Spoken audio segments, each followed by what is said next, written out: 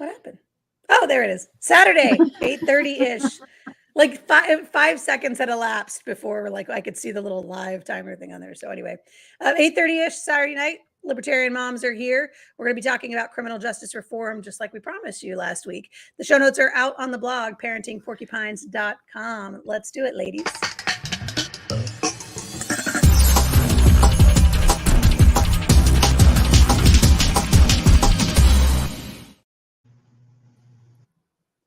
Pour a beer for this episode, and something tells me as we get started, I'm going to wish I had. All right, sure enough, show notes are out on the blog, and our show notes begin with Jessica's story. So Jessica, take it away. Tell us a little bit about what this episode's all about, and lead us in.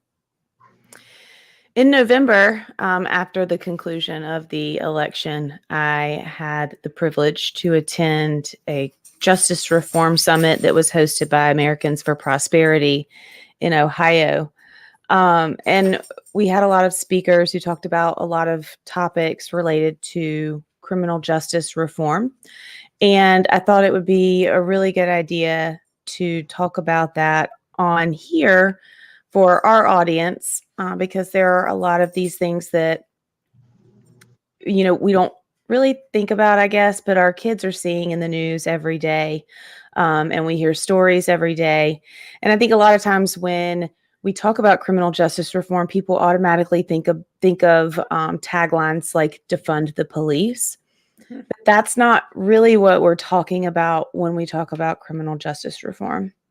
So the reason this is an issue that's really important to me is, if you followed my campaign at all, I talk a lot about my dad, and I talk a lot about how my dad raised me. I've talked a lot about it on here too in prior episodes, especially in the first season when we were introducing ourselves and things. But my dad got me involved politically at a very early age by having conversations about the things that were going on in the world of politics back in the 80s. Because it was an interesting time, as it always is in the world of politics. But it's not like you would think. It wasn't indoctrinating. My dad would always talk to me at an age-appropriate level, and he would talk me through things and ask me questions and just encourage me to really think about what the situation is, what these policies mean, long-term, bigger picture, and that sort of thing. Well, when I was 16 years old and I started going and hanging out with my friends, everybody was driving and that sort of thing. My dad had this long discussion with me about the Constitution, Bill of Rights. And growing up, I grew up in a blue-collar home, conservative, small town USA. And so I was raised to respect police officers, right? But my dad always wanted to make sure that we knew our rights and that we knew how to stand up for our rights respectfully. And when I was 16, there was a guy that I was seeing, and I had been at his house. We watched a movie, and he was taking me home. And we were pulled over by an officer. And he said that he stopped us because there were bumper stickers on the back window, and that was probable cause. They were Grateful Dead stickers. And that was probable cause for him to search the car. I don't think he expected the 16-year-old girl. I mean, that's what the Grateful Dead sticker means, right? Yeah. But I don't think he expected the 16-year-old girl to explain to him that that was not probable cause, and that if he wanted to search the car, he would have to get a warrant. Mm-hmm. There was some additional conversation. At one point, he threatened to call my father. And I said, I really wish you would, because I'm sure he would be glad to have this conversation with you as well, which he also didn't know how to process. But I digress. So from that point forward, like I kind of had, I don't want to say a bad taste in my mouth, but it was one of those things where I had that experience of an officer using that as a reason to search the car in hopes that he would find something that he could use to put somebody in jail or, just be a jerk. feels a little bit like harassment, Mhm. and kind of going out there looking for a crime that hasn't been committed. And certainly the suspicion isn't enough, right? Suspicion Yeah. isn't Well, enough. it's those pretextual stops, right? Mhm. Like you stop on a minor traffic violation or some, trivial item with the intent to search so that you can find something else or We just in South Carolina passed the law. It's a law now that if you're in the left-hand lane on the highway, you must be actively passing, or yeah. else you're going to get it. They're going to pull you over and give you a ticket for being in the left-hand lane. Do you want to know And how many times I've seen somebody pulled why over? I'm so mad. Zero. None. Unless they're someone the police want to pull over anyways. It's just another excuse for randomly enforced Hmm. people getting pulled over. It's Yep. ticks me the heck off. Well, so there used to be sort of this conversation around, when I grew up in Northern Virginia, around quotas and, how police officers are being measured. And of course, they're looking for their quota. They have to write a certain number of tickets and this kind of thing.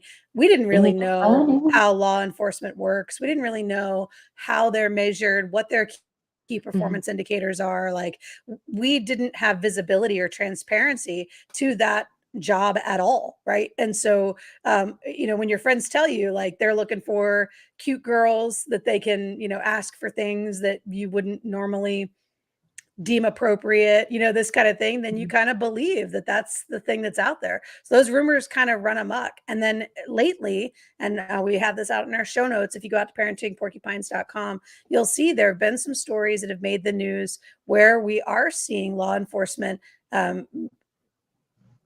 acting in bad ways, right? Acting in bullying ways, acting in ways that are just inappropriate, and in some cases deadly force being Mhm. used in an unreasonable circumstance and resulting in tragedy. And so as those stories make more headlines, more and more headlines, criminal justice reform is at the top of a lot of people's agenda, saying, okay, well, certainly we want to keep our people safe in terms of our regular citizens, but also we want to make sure that our police officers are being held accountable too, and we're seeing transparency there. So Yeah. there's a couple stories in the show notes. Did you want to go into these two stories, Jessica? Yeah. Before we do, though, I do want to make sure because typically when we start talking about these things, people get really sensitive. Mhm. None of us are attacking cops, right? Like, I think we all recognize the value of having a police force to help keep, you know, accountability for certain crimes that Mhm. are actual crimes. And we're not saying that all cops are bad by any means, but when we have this discussion about criminal justice reform, oftentimes it starts at that level because that's the base level of this, right? And we'll probably have a lot more discussions about the additional topics that are within this criminal justice reform underneath this umbrella because there are so many. This is such a big onion. People don't even realize how many things are impacted by police officers' actions. And so what we are wanting to discuss is accountability, it's training, it's education, it's resources, because we need them to do as good of a job as we are expected to do at our jobs because our jobs don't include deadly force, Right. right? We need systemic change Mm. Yep. So at these all levels. stories, so we had planned on doing this episode back in, I think, January or February, maybe early February. And so these stories are already they're already a few months old. But one of them was Anthony Lowe, and this happened in January. This was in Los Angeles. And I actually saw this story on Inside Edition. I was on the treadmill at the gym and they were talking about it, and I started looking into it. And this man was a double amputee. He was in a wheelchair. And he was shot and killed by the police officers that were responding to, I think he was in a mental health crisis. And I think they said he had a knife.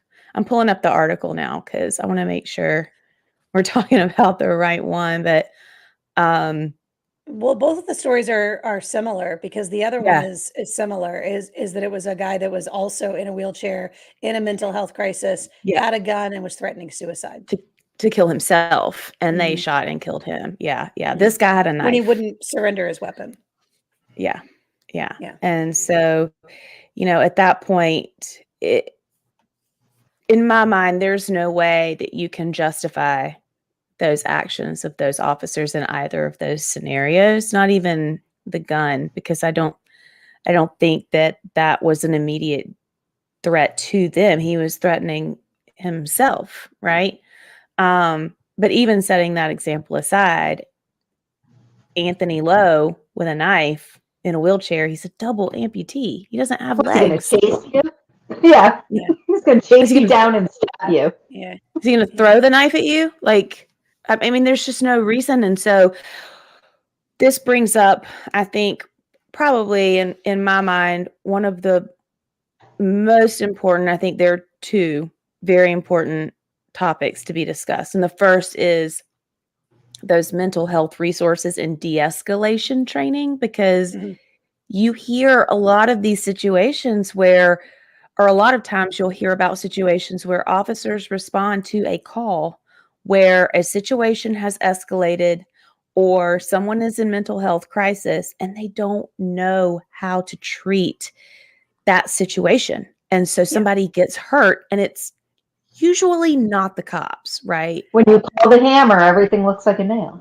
Yeah. But they're Yeah. not there, Have and they one- haven't, to this They do. point, been trained for that purpose, right? Like Right. the intervention in a mental health crisis is not part of standard police training, because police Yeah. are trained to uphold the law and enforce the law.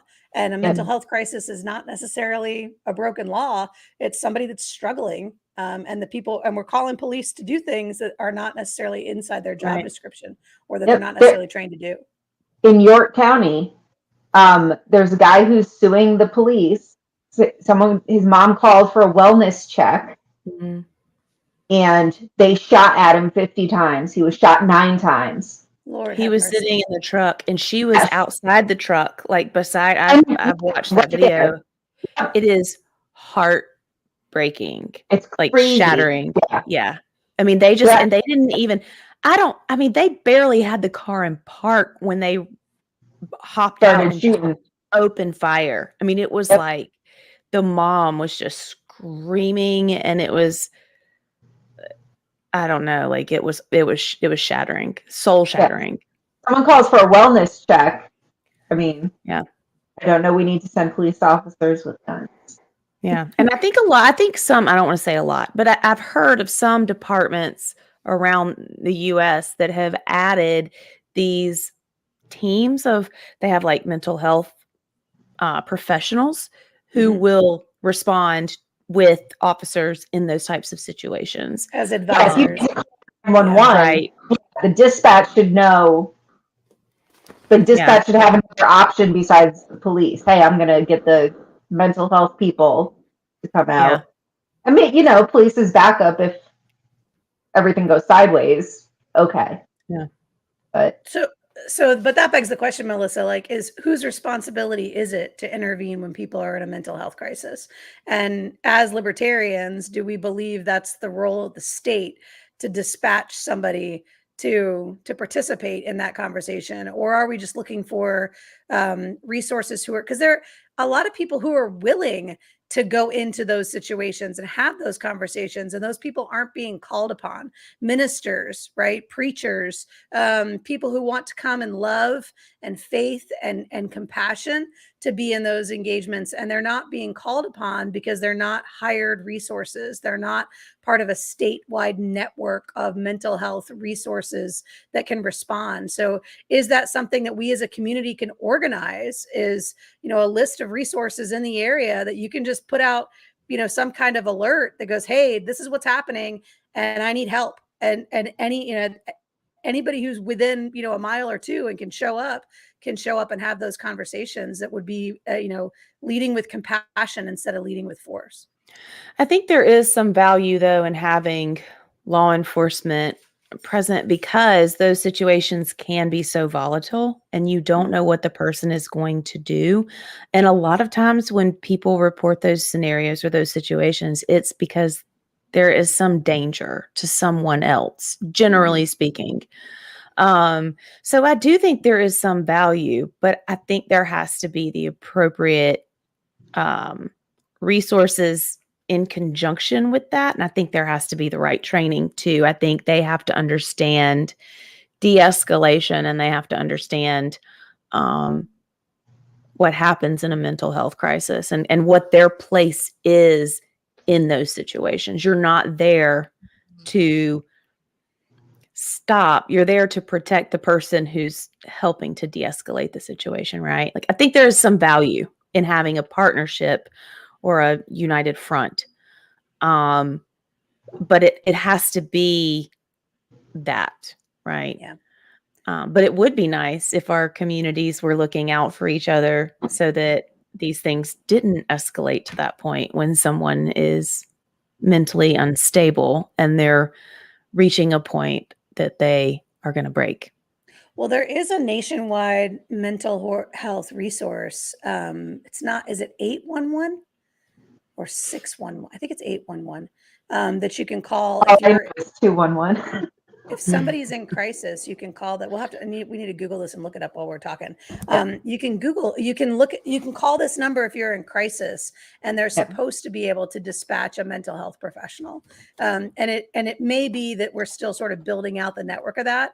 But the reason I know about it is because Holly and my kid is in high school, and the back of her badge, her ID badge, has the suicide prevention hotline, and it has this number, is so that if the students encounter a mental health crisis, they know what to do. They know how to, and if they're with their friend and their friend is threatening, self-harm, that they don't, as individuals, 15, 16, 17-year-olds, feel like they have to take it on themselves. They have this resource that they can do. Is it 811?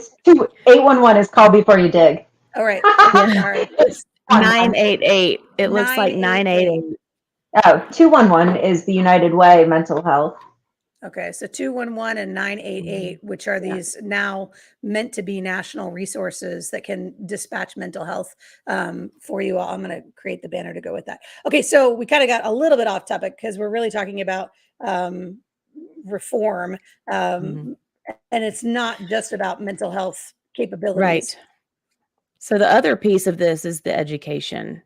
It is the basic education, and it's always bothered me, or I've always found it very odd that attorneys have to go to school. First of all, they have to get an undergraduate degree, right? They have to get a bachelor's degree, and then they have to go to law school, which is usually 3 or 4 more years, and then they have to pass the bar to be licensed to practice law, which means they have to do all of that before they can argue the law in front of a judge, right? So when I was preparing for this, I looked at the Greenville County requirements for law enforcement officers, and I linked the page in the show notes. But once employed, you have to attend the Criminal Justice Academy for 12 weeks. If you're certified in another state, or you are military police or prior military police, you can qualify for a shortened course. And then let's see, the field training program, 600 hours, maybe shortened to compensate for prior experience. And then there's typically a 1-year probationary period.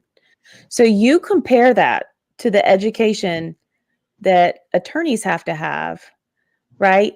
And attorneys just have to have that education to argue the law. We're talking about education and training to uphold the law with a gun, with force, with deadly force. And so I've never understood that. I've never understood why there's such a difference in the expectation and education for law enforcement officers versus attorneys, because if they can enforce these laws to that extent, shouldn't they have the same basic legal understanding of those laws? Well, the question is, if you're an attorney, right, there's at some point you get into a specialty, right? And in this case, our police officers are expected to enforce every law, right? Like all of them. So there's no Mhm. specialization. So just knowing the law, right? But even if you narrowed it down to like the ones that are most frequently violated, you would still expect it to take longer than 30 weeks. Because that's really what we're talking about here. 12 Well, weeks it's of criminal. I training. mean, it's the whole And criminal code. I mean, it's all the 600 criminal laws. hours of training at 32 hours a week is another 18 weeks. So 18 on top of your first 12. That's 30 weeks total of training to be out there with a gun enforcing laws that you and one study, and I put this in our show notes as well. One study that one of our resources found said that of the 833 hours that the average police officer received in training, so we counted 600, but this is giving them the benefit of 833 that the average police officer receives in training. 73 of those hours cover firearms skills, but only 18 of them are spent on conflict de-escalation. To be a barber in the state of South Carolina, you have to complete 1,920 hours of on-the-job training. So 600 to So be a it's police officer carrying a gun, and 1,000 1,900 to do to cut hair. hair. Yeah, that just seems skewed. It's Mhm. backwards. It Mhm. really is backwards. Mhm. And so I think that's another really important piece of the conversation. So when we're talking about reform, again, we're not saying defund the police. I don't think that's a very good idea, right? Mm-mm. But these are the types of things that are definitely what we need to be looking at the base level of this discussion, because from there it goes up the chain, right? And South Carolina has passed some reforms, so I wanted to make sure I snuck that into the show notes as well. We talk about last summer, May of 2022, the governor signed into law what is now being touted or kind of bragged about as some of the best police reform efforts nationwide. So these things, as I said, they're in the show notes out on parentingporcupines.com, but bans on putting an untrained officer on duty by themselves. So the idea being that somebody that does have more experience and more training will be backing them up all the time. Bans on what qualifies as police misconduct. So, expands what qualifies as police misconduct. Bans on chokeholds. It says outside of the circumstances in which the use of deadly force would be allowed. We could talk a little bit more about that next week when we talk about the answers to this stuff. But then it also requires that standards be written for law enforcement agencies. And the people that are going to be writing these standards, and we could talk more about that next week as well, are the law enforcement agencies themselves. So what's interesting about the approach that South Carolina took was that it wasn't politicians and or citizen action groups running around defund the police, and slapping a bunch of rules on it. It was, hey, you guys know things are not working, and you guys need to clean up your act. So we're going to give you a chance to do that. And so I'll be interested, and we probably need to do a little bit more research on it between now and next week about how many of these things have really made a difference. How much of this reform, because it went into practice a year ago. So how much of it has really made a difference? And then the last one piece this year in June of 2023, they put in the so-called catch and release bill, which makes it harder for persistent criminals, so people who have a criminal past, to make bail, and it requires that judges see or use their records, their previous records, while setting bail for them, and try to prevent violent criminals from going back on the street and simply committing crime again. So I think I'm interested in that piece too, because they're really proud of this bill that they're going to keep repeat criminals off the street. And I'm not sure from a libertarian perspective how we feel about that. So I want to talk about our kids because, of course, we're parenting porcupines. So starting with you, Jess, what are some of the conversations you're having with your boys around police conduct, whether or not they can trust law enforcement, what they're seeing as far as media is concerned related to police? I don't tell my children to blindly trust anyone. I think that is naive to tell our kids to trust police just because they're police. Of course, my dad didn't do that with me. I'm not going to do that with my kids.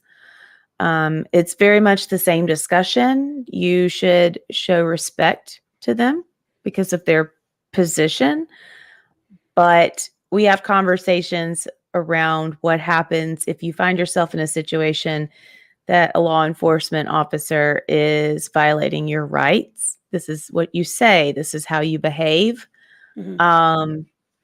And so those are the conversations we have. We're having them more with Jackson because he is getting to the age where he's going to start being out with his friends, and he'll have there will be, I guess, more of an opportunity for him to potentially be in trouble at some point, or find himself in a situation where he might need to understand those things. But something interesting that I talk to my kids about as well, especially Jackson. Jackson plays football. He has a lot of Black friends. And so we talk a lot about the disparity that we see and what his responsibility is there as well. If he sees a police officer treating, one of his friends differently, that he should document that, and bring it to an adult immediately so that it can be addressed. And then also his responsibility in the situations where he's out with his friends who have darker skin than him, that recognizing that he would most likely be treated differently, that he has a responsibility to be especially careful in looking out for them as well. Yeah, I could see that. Melissa, what kinds of conversations are you having with your kids? I mean, does this stuff come up? I mean, are your kids worried about it? Are they police officers coming into their schools? I mean, what are their thoughts?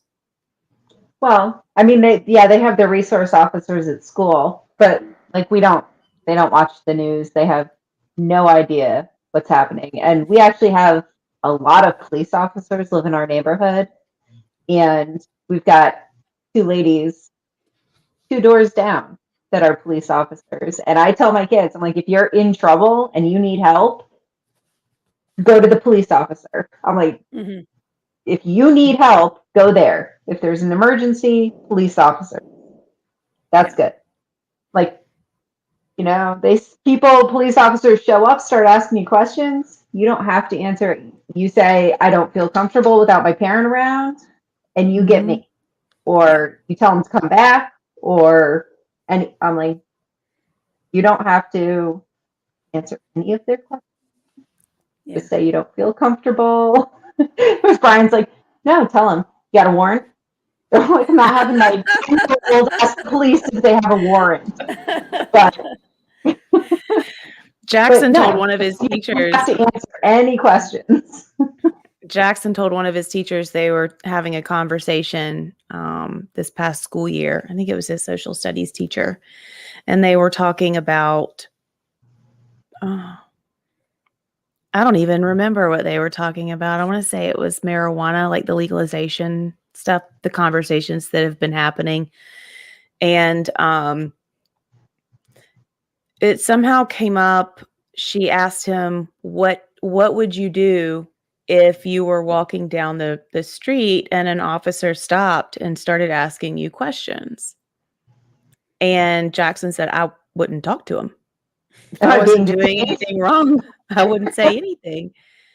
And she said, well, what if they tried to detain you? He would say, I would ask if they have a warrant. They need to call my mom. Like, and he said his teacher was just like, what?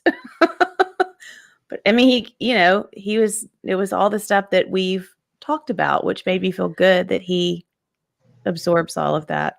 So it's interesting, I think, because I mean, there's very little bullying that we see happening in schools because there is so much anti-bullying conversation. Like Holly was saying that some of the bullying that she does see, or if you do see it, what does it look like?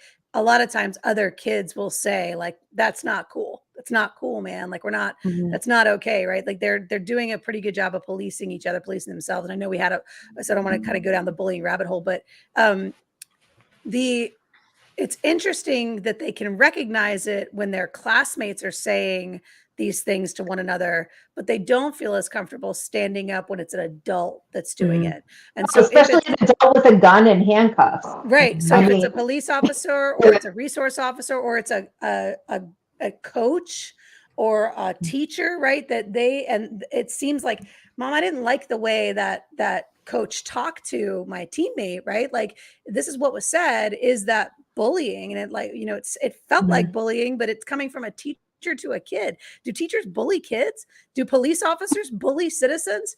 Yes, my God, they do. And what's Yeah. interesting, so we have our neighbor who's a very good friend of ours. And this is why I love that, Jessica, you said at the beginning of the show, we are not anti-law enforcement. We absolutely are not. Some of our very best friends are law enforcement officers, and we love them. We respect them. We worry about them when they're out in the field. But one of our friends, a good friend of ours, like he does not pull any punches as far as talking about criminals and criminal behavior. And we had a number of debates around things like civil asset forfeiture, Mhm. taking property that does not belong to you, and those kinds of things that we believe to be injustices. And he believes on the side of law enforcement, these people are criminals and you can just do whatever you want to a criminal. And I was like, whoa, whoa, whoa. And Not Holly, without due man, process. Not yeah. without due process. you Yeah. can't take their shit. So our 15-year-old has heard, some of those debates and has listened to us talking about those and has been saying, like, when do you know that what you're doing is okay? And when do you know that they're, using their own position, their leverage to try to bully you and try to, intimidate you? And so we've had some of those conversations around here too. And you're exactly right. As she starts going out more with her friends, especially with her Black friends, that there's going to be some disparity there, and she needs to be aware of it. And she needs to be able to say things like, I know my rights. Mhm. And so the first test we had was they put metal detectors in the school. And as the kids were going through, they were randomly selecting kids to search their Mhm. bags. And Holly got randomly selected for them to search her bag. And she was like, there is no just cause for this. You have no just cause. Right. And Mhm. she texted us. She's like, they're searching my bag. They said they could. And Charlie goes, they have no just cause. Like we're telling her over text, do not let them search your bag. And she's like, well, I don't want to be the embarrassed kid that like sticks out and stands up. Like you're going to be embarrassed because you stood up for your rights. But there's this kind of group mentality of like, I just let them do it. She goes, they're not going to find anything anyway, Mom. And I'm like, but that's not the point, Holly. Yeah. The point is that they're doing this as the illusion of safety. They're searching But random kids' bags and they are violating your rights. They have no reason to have searched your bag. the way they see it is when your child steps foot onto that school property, they no longer have rights, nor do That's you. right. By them being on that property, they consent to any search the school might want to do. We have a similar, they don't have metal detectors in our schools, but we have like this portable situation. I don't know what it's called. I don't remember what they called it. It's ridiculous, but it's supposed to pick up things like that. Guns. It's basically a mobile metal detector times 10. And they'll have it randomly come to the school. Yeah, that's how they do it at ours too. It's not Yeah. always And at they've Rosewood. right. And they've found like vape pens. Mhm. That's what they have found, vape pens. But, having that conversation with Jackson, and I had to explain to him that unfortunately, as it relates to searches on school property, you can't say no. However, it's one thing for them to search your bag, but if they want to put their hands on you, on your body, you immediately tell them, call my mother. You cannot touch me. You cannot search my body until you call my mother. She needs to be here. Mhm. Now, I don't know how that would go. I know how it would go if they didn't call me. Not good for them. Yes. Yeah. not good at all. But it, Well, it is a they've difficult had some situation. school shooting drills at Holly's Mhm. school, and in one case, they didn't. I mean, we're not sure if it was a drill. We don't know if it was a drill. What we know is they went into lockdown, and the Mhm. law enforcement showed up en masse, and they herded those children out of the school with everybody's hands up above their heads, as if Mhm. anybody in this crowd might possibly be a shooter. And they were petrified. They were terrified. Holly was Yeah. terrified, and her classmates were. They came into the band. They had locked themselves in the band studio. They banged on the door of the band studio and shuffled them all out as if they had been raided in Iraq. It Yeah. was like watching military raid a potential enemy combatant's home. That's the level of militarization that they engaged in. And when she got home and she was asking our neighbor about it, she was like, I just don't understand why they did that. And he's like, well, because any one of you could have had a gun, and they don't Mhm. know which one doesn't. And Holly was like, Right. I was horrified and frightened and terrified for my life and for that of my classmates. I don't think that's worth it. I just don't think Yeah. it's worth it. So that's, a piece of that too. Yeah. And this is a little bit of a different situation. Well, it may be an entirely different situation, but this speaks to the measures that have been put into place, even though it is a militarization. Um, it's a good kind of militarization, I guess.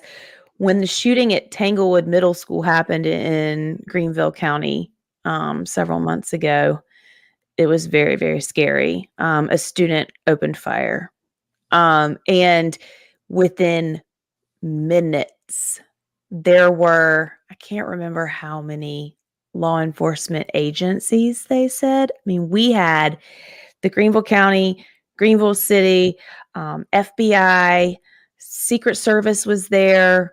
I think DEA. I mean, like literally alphabet soup descended upon this school immediately within minutes, and they had the situation under control like that.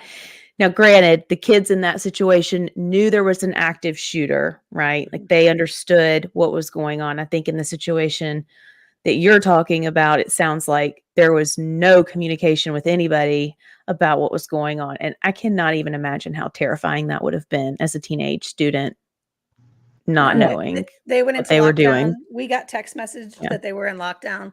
Like 30 minutes later, we got another text that the threat had been cleared, but they were still in Yeah. lockdown. And then they ran the rest of that incident as a drill. And they knew that that's what they were doing, that they were practicing, but the students didn't know. But they didn't tell the students. Yeah, that's not okay. Yeah. Mhm. Anyway, so we kind of went down a rabbit hole here as we start talking about but it's partly like, how do your children engage with law enforcement? In what Yeah. capacity do they engage with law enforcement? And right now, unfortunately, a big part of that capacity is in the context of school shootings and or Mhm. school safety drills. And so, unfortunately, that tends to be where they engage with law enforcement more frequently, unless you've got a police officer in your family or in Yep. your immediate vicinity. Like I said, our neighbor. And so, Melissa, your neighbors right there, your kids are spending time with law enforcement on the regular and have a sense of trust and that with law enforcement. So it's just kind of interesting to think about, like, how our kids are, like, what's their perspective on this. And of course they're seeing all the stories online of how police officers are abusing their power, how they're making bad decisions, and how some of that reform hasn't necessarily gotten to all the agencies that it needs to get to. All right, next week we're going to talk about the solutions to All the these things. solutions. Yes, Yeah. we have all the So answers. today it was just about bringing that issue forward and saying, here's what we're seeing. And I think I am going to spend a little time with Holly this week talking about what does it look like for her and what are her thoughts, what are her fears? Because I think if we could bring those fears forward, that might be an interesting conversation too. So let's do that as well. Any final thoughts here as we're headed to the end of this? No, because we're going to do it again next week. So we'll save So, them. Save all yeah. those final thoughts for the goodness that will be episode 9. Before you hop in those comments and start reaming us about us hating the police, just save it. Just And save how- it for next How week. we don't have any solutions. All they're doing is talking about the problem. They don't have any solutions. Let That's us part two. finish. That's Let us part finish the conversation, see how you feel about it. That's exactly right. All right. Good to see you gals. We will get back next week.